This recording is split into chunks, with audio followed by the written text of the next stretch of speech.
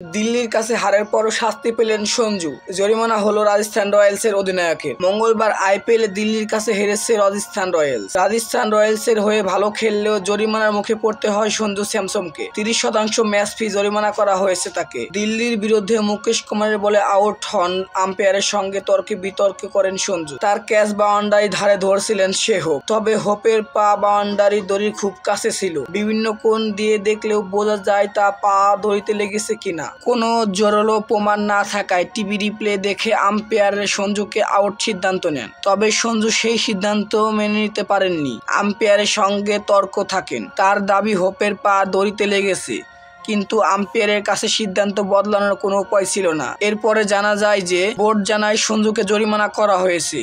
সঞ্জু সেই শাস্তি মেনে নিয়েছে। তিনি শৃঙ্খলা বিধি আইনে লেভেল 1 পর্যায়ে অপরাধ করেছেন। এ ধরনের বিষয়ে ম্যাচ রেফারির সিদ্ধান্তই চূড়ান্ত। সঞ্জু স্যামসন না মানায় তাকে ম্যাচের সম্পূর্ণ 30% টাকা জরিমানা করা হয়েছে বোর্ড থেকে।